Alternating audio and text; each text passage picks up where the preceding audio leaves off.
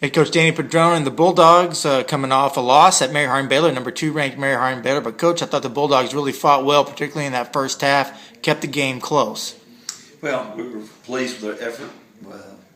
We wasn't too pleased with the way we played, but our effort was good. What are some things that you thought your team needed to work on there? What were some things you took away from that game that you know you have to improve on?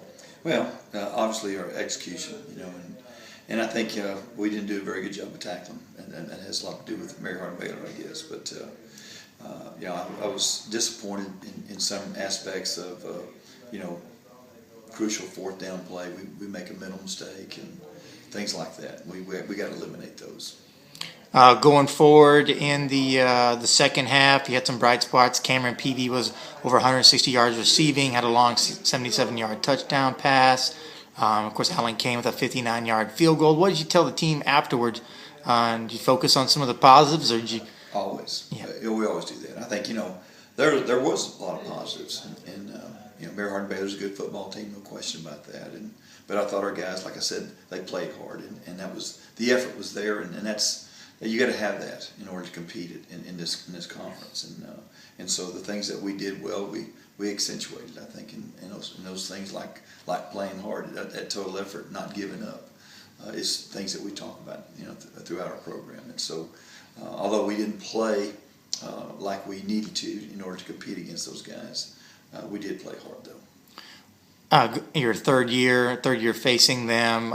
How do you assess how you've grown as a team, comparing how you've faced them the last 3 years? Sure, I think we played longer against them this time, and before I think we can't always say that, but I thought these guys really fought and they believed. You talk about going in with the expectation of winning, and I think for the first time we had that. I think our guys, for the most part, believed that they could win, and that's the start. And then we got to start for that.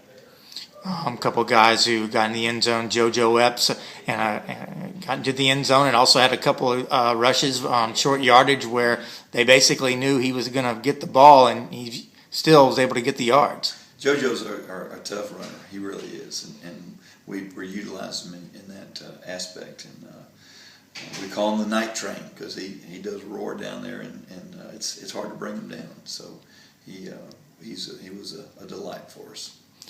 Brent Peavy had a nice scramble for a touchdown in the first half. He was scrambling a lot there with that pressure from UMHB, but he got in the end zone that first half. What was going on in that play there? Well, it was just one of our goal line routes, and it broke down pretty quickly with the protection issues. And the defensive line at Mary Hardin-Baylor is pretty tough, and they're pretty stout.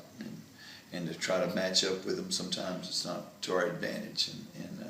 And so Brent did a great job with his feet, keeping plays alive, and he pulled it down, and we had a good shot at the end zone and took it in there, so that was good.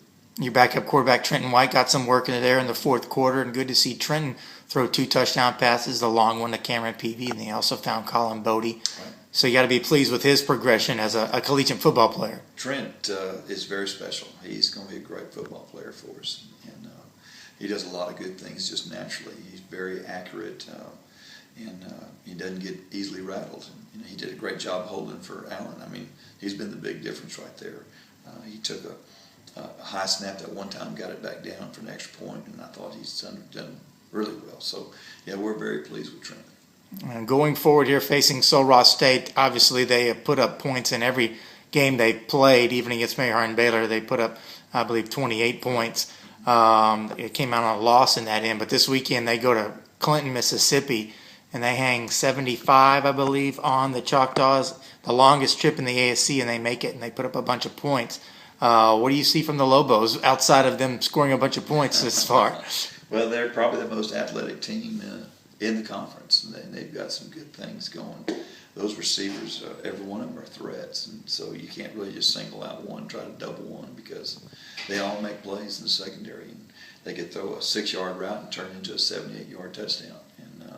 So we got to do a tremendous job of tackling, and playing with these guys. Quarterback is really good. Of course, their running back was the ASC Offensive Player of the Week. So he's a tremendous challenge for us, like he was last year. So we've got our hands full.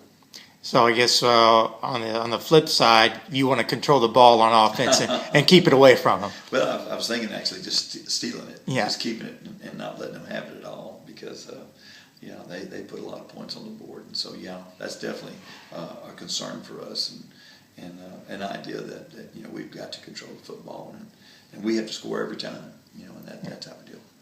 Running game, the stats are a little skewed against Mary Hardin-Baylor because of the sacks, but I thought you ran the ball effectively at times with JoJo Epps, DeMarcus Boyd, and Theron Jerome and Dominique Hardaway. Each had some good carries on occasion, so definitely the running game will be featured, I would imagine, here against Sul Ross State going forward. Yes, you gotta, as we run the football, that's really how we kind of determine our offense, basically. We've got to stay balanced and take what they give us. And Mary Hardin-Baylor was giving us the run.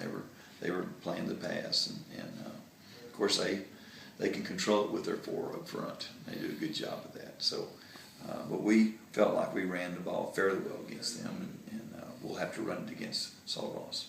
Okay, Coach Padron, thanks for your time and best of luck this weekend. Thanks, Tim.